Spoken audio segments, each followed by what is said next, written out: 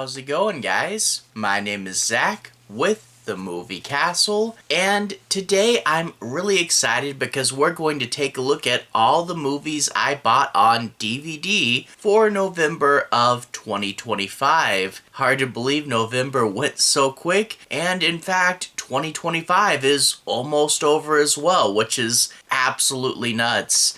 This month, I have essentially a big pile of DVDs to take a look at. If you guys know me, I'm a horror fan, and I also love digging through a good used media shop, so a lot of cool, kind of older titles, but I got some good major franchise entries I was missing. I got some cool stuff from directors I follow that is a little bit outside my wheelhouse, and I also started collecting a series from a director I follow that's a major franchise that I somehow didn't have any physical media for at all. We'll get into that in just a second. But anyway, I'm going to show you guys everything I bought, and to do that, let's switch over to the close-up camera.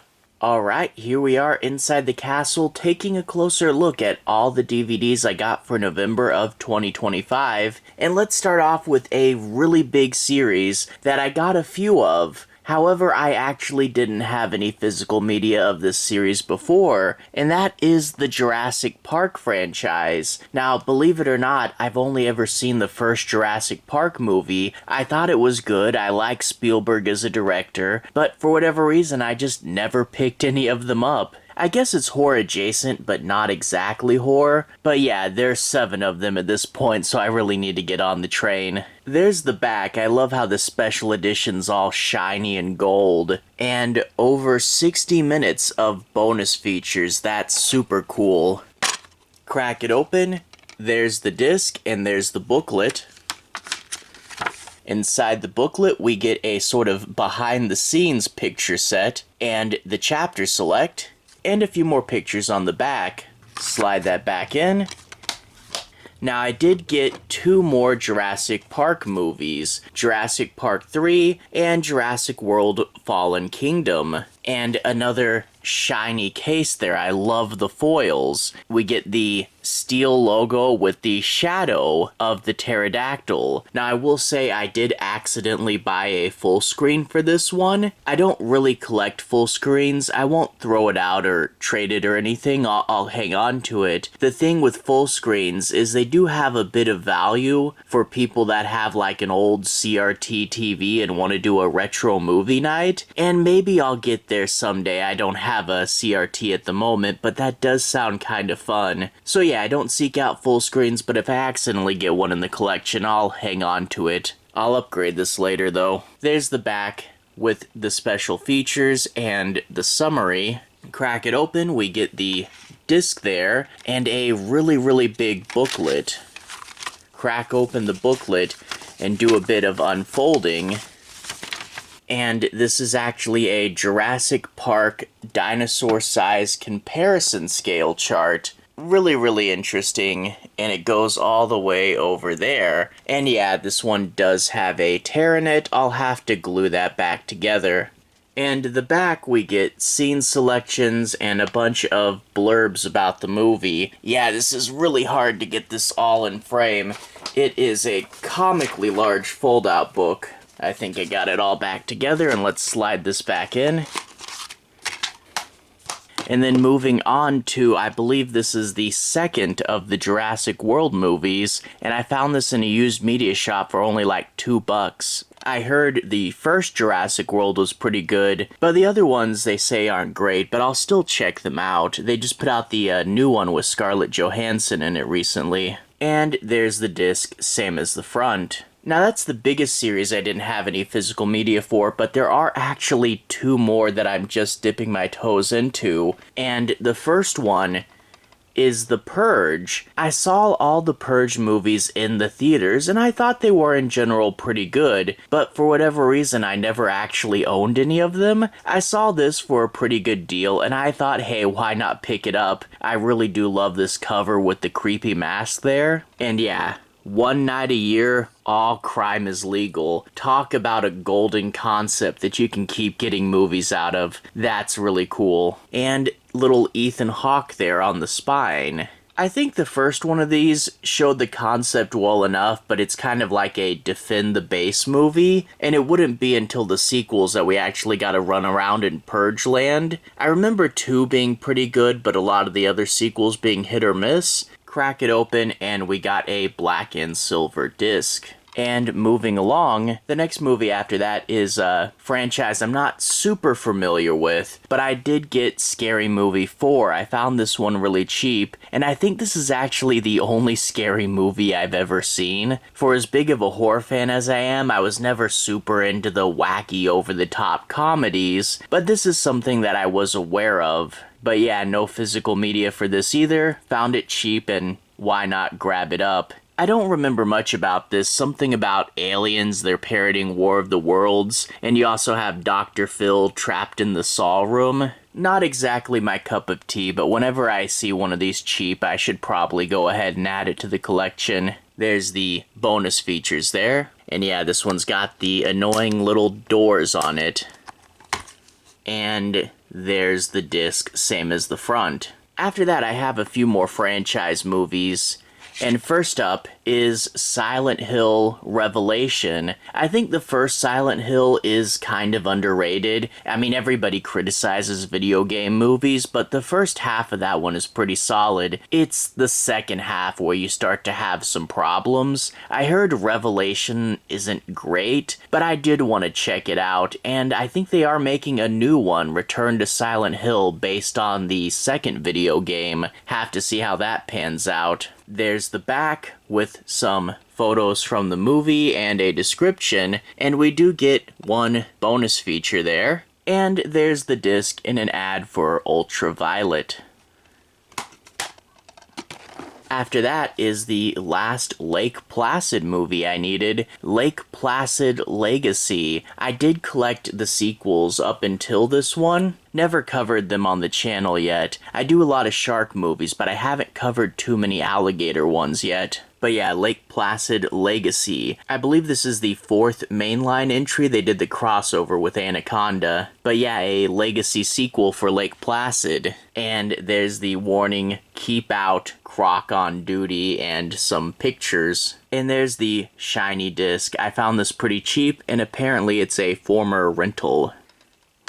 And after that, one that I was a little surprised to find, Subspecies 4 Bloodstorm. The Subspecies movies are a classic full moon series, and this sort of Blue Border Subspecies The Epic Collection, I had found in a clearance bin Subspecies 1 through 3 as well as Vampire Journals with this same border, and I thought that they must have been part of like a box set that got broke apart, and since 4 wasn't there, I just assumed there wasn't a release in that style for 4, but I guess there was. I don't know if my box set theory is true or what, but hey, at least I have part 4 matching my other Subspecies movies. I think they made a 5th one of these recently. I'll have to track that down. But yeah, there's the back with the poster, and I believe this bat artwork is continuous across all the ones that are released in this style. But yeah, a special subspecies of vampires. And there's the full moon logo. And if we open it up, again, really standard repeated art on this collection, and you have to look down there to the title to see what the movie is. And moving right along, I did get one season of a TV show. I found this for only $4. The first season of Castle Rock. I watched the first season, and I thought Castle Rock was a pretty fun show. It uses Stephen King elements without being based on a Stephen King book, and it really is fun to see how they tie all this stuff together into a new story. I never really got into season 2, though, because they decided to make it anthology, and I was really expecting to find out more about what happened to these characters, but instead they just kinda cut it off there.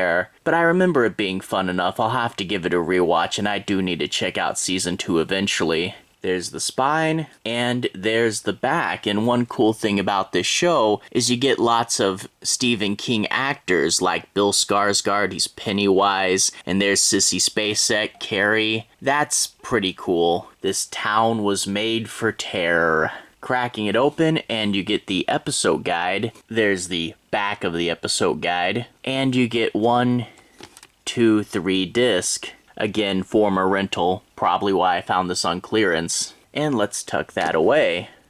Moving right along, this next section is movies that are outside of my wheelhouse, but are made by directors I follow. And let's start off with the first one. Tom Arnold is Stanley Stupid in the movie The Stupids. This is actually a movie by John Landis, who did American Werewolf in London, but he did a bunch of other comedy classics. Animal House, Coming to America, Blues Brothers, Kentucky Fried Movie. And The Stupids isn't really talked about a whole lot. It's kind of a B-side, but I watched this one shortly after picking it up, and let me tell you, I mean, this should go without saying, this is a very, very stupid movie, but if you want something like that, if you want something purely made for the sake of being dumb and is super enjoyable in that respect, go check it out. I mean, if you don't like stupid movies, you're not gonna get along with this one. But if you're into this sort of thing, it might be a really fun one to check out. Flip it to the back and we get some shots from the movie and the DVD features. Apparently this has a widescreen and a full screen on the same disc. We get a circle here telling us there's a Jenna McCarthy cameo, but there's also a cameo from Christopher Lee, which is super cool. There's the disc, same as the front. Mini poster and scene selection. Yeah, they sleep with their heads the wrong way on the bed because, you know, they're stupid, right? Put that away. And the next one I got is For the Love of the Game. I am really not a big baseball fan, and I don't know about checking out a baseball movie. I'm sure it's well made though, but I needed this for my Sam Raimi collection. Sam Raimi, the director of Evil Dead, he is a director I follow, so I am curious what a baseball movie by him would be like. But yeah, something I definitely wouldn't have checked out if not for the director, and I guess it's good to watch stuff I normally wouldn't. Again, with the little doors here though. Crack it open. Shiny, shiny disc, chapter select. Back of the chapter select is of course going to be the mini poster. And moving right along, the next movie we have is Hell Up in Harlem, and this is a Larry Cohen movie. Larry Cohen did a ton of cool movies like It's Alive, Q the Winged Serpent, The Stuff. He did a lot of horror movies in the B-movie style, but he also did quite a few blaxploitation movies. This one is in the Soul Cinema line, and we get Fred Williamson there. Flip it to the back to find out more about it. Pure adrenaline in a film can. And there's the disc there. Alright, moving right along. Let's move on to some kind of random movies. Up first is Amnesiac, and if you guys have been watching these hauls, you might know that I've been collecting this macabre line. I've covered a few of them, and I have a whole bunch, and I'm looking to get them all. That being said, I thought I knew what every single one of them was, and then I stumbled across this in the used media shop, and I had never heard about it. It's got Kate Bosworth and Wes Bentley in it. Flip it to the back and it talks about how this guy wakes up with amnesia and his wife is nursing him back to health, but he begins to suspect he doesn't know the whole truth. And we get this shot where he's all tied up there, so yeah, I bet something crazy is going on. More of the little doors, and we crack it open, and there's the disc, same as the front. Yeah, I can't wait to check this one out. I really need to do a macabre line marathon.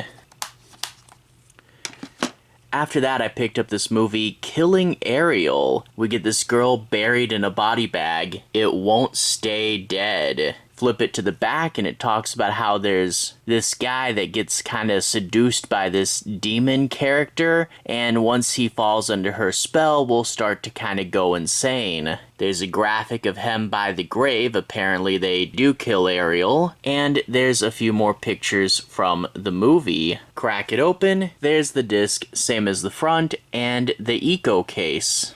After that, we have a sequel to a movie I wasn't a huge fan of, but this is The Curse of Halloween Jack. I do have the first movie, I believe it's The Legend of Halloween Jack. This is a micro-budget British film, and if you guys know modern micro-budget British films, they're not the best thing ever, but I do need more movies to cover for the Halloween season, and I found this really cheap, and it still has its slip, and I thought, okay, might as well check it out. But yeah, he's kind of like a scarecrow looking guy. I remember the first didn't have the best kills and it was a little slow moving, and I don't expect much more from this one, but hey, we'll see next year's Halloween probably. We do have a nice shiny slipcase here, and if we slide it out, under artwork is the same as the over, and there's the disc, same as the rest of the art, with the 4 Digital Studios logo there. After that, a slasher movie I'll have to check out kinda soon, Blood Runs Cold. At first this reminded me of the Cold Prey movies, but it is its own thing. We got a cool snowy slasher there with his axe. A cold-blooded splattered chiller. Flip it to the back and it talks about how there's this girl, she's a musician, and she returns to her old small town, reunites with some friends, but when she goes back to the family cabin, there's a slasher that's gonna pick off all of her friends. Sounds interesting enough. And hey, snowy slashers are kind of rare. And if we crack it open, there's the disc, another one of these former rentals. And moving right along, I have the movie Final Summer, and I looked up a trailer for this one. It looks very much like it's wanting to be Friday the 13th. It's kind of a slasher, but it also has a who's the killer type mystery. But to be honest, the reason I picked this up is I found it on Amazon for super cheap. Every now and then, indie movies on Amazon will get really cheap to kind of help boost their publicity, you know? So every now and then on Amazon, just go type in horror DVD and select the price range to under $5. Every now and then something kind of interesting will pop up, and I really do love collecting modern indies because they are a little bit hard to find on physical media. There's the back with some pictures from the movie, and we actually do get a director's commentary and a making-of feature, as well as test footage for a sequel to this movie if they get that made. Music video and trailer. Yeah, actually kind of rare for smaller movies nowadays to have bonus features beyond, like, say, trailers or something, so cool for that. And there's the disc in kind of a deep well for some reason. Usually you have these deep wells for stacker disc. And I do want to say, yeah, this is, I don't know how well you can see it, but this is a purple burner disc, unfortunately. Close that up. Alright, let's move into the final section of the video, and that would be what I like to call semi-extraneous purchases. These are movies that I had in some other format, but I wanted these editions of them. Usually it's either I'm trying to get it on another format, or I'm breaking a multi-pack or something, or I just found a really cool edition. So the first one of these is the 20th anniversary edition of Hellbound Hellraiser 2 from Anchor Bay. I did have this before in a double pack, but breaking the multi-pack and also getting this really cool anniversary edition, I thought, yeah, I'll pick this up. And now I have all the Hellraisers on individual DVDs as well. This is a really fun photo of Pinhead, and it goes really well with the anniversary edition I have of the first one, which also had black and white, but that one did have the gold of the puzzle box and some blood on it, I believe. Got a little puzzle box on the spine, and there's the back with some more of the Cenobites, and the new special features for this edition. Cracking it open, we get to see Pinhead's face on the disc, and there's Uncle Frank there on the chapter select. And of course, back of the chapter select is a mini poster, and that's the theatrical Hellraiser 2 poster. A little bit different from what we see on the front. Slide it back in, close it up, and let's move on to the next one. And that will be Children of the Corn 2, The Final Sacrifice. And much like with Hellraiser 2, this was the last individual release of Children of the Corn I needed. I had this in a really big multi-pack, and it's really good to break that thing apart. we get this really fun image of the girl with the glowing eyes. And it's also funny, the final sacrifice, Friday the 13th Part 4, the final chapter, always gets a bunch of grief for saying final even though it wasn't final. But this is a much more egregious example because this was Part 2 and they would wind up making 11 of these things. It's an Ico Bridge release, and we also have the girl up top staring at us, which is pretty fun. There's some pictures on the back and a little bit of a synopsis, and it all fits within the sickle here. Crack it open, and the cornfields are on the DVD, and we get one of those Ico Bridge DVDs with the barcode in the artwork. Crack it shut. And let's move on to another final chapter. This is Resident Evil, the final chapter. Again, something I had in multi-packs, but I do like the individual art. The Resident Evil movies, I know now that they're not the best thing ever, but boy, they came out when I was a teenager, and I thought they were the coolest thing ever back then. I know that the later ones, like the last couple, weren't the best, and to be fair, I don't think I ever made it all the way to the final chapter, but yeah, I found this really cheap. But there she is on the bike with all the zombies behind her. Pretty cool. There she is again on the back. Some photos and the special features. And on the inside a shiny disc. Last thing I have to take a look at is Scream 2. The Scream movies I had on Blu-ray, and last time I got my first DVD of a Scream movie, I do like to have dual formats, and now I have Scream 2 in this Dimension Collectors series. But yeah, Scream with the classic poster of the two faces, when the first one was just Drew Barrymore up there screaming, and then you have the character lineup, and they have a whole lot of people in this one. There's the back, and the Collector's series has all these bonus features in them. There's the silver and gray disc, chapter select, and mini poster on the back of the chapter select. Still don't have many of the Screams on DVD, but glad to add one more while we're at this. So overall, yeah, all DVDs, but a pretty decent haul. Some big series that I never picked up any of the releases before, other major franchise entries, horror directors doing non-horror movies, random stuff, and semi-extraneous purchases. Overall, a really good haul. Lots of stuff in here I like. And again, being DVDs and used media shops, nothing in here too particularly expensive. So yeah, made it out with a lot of cool stuff. And I hope you found some of this interesting. Anyway though, to everyone who's watched so far, thank you for watching. To everyone who's liked and subscribed, thank you. You really are helping the channel out. I'll leave a relevant playlist on the bottom. This should be my monthly movie hauls playlist. I've done this for over 3 years at this point, so there is a whole lot more of this if you want to see 3 years worth of this series. Anyway, have a good day. I'll see you guys again very soon. Playlist here. Have a good day now.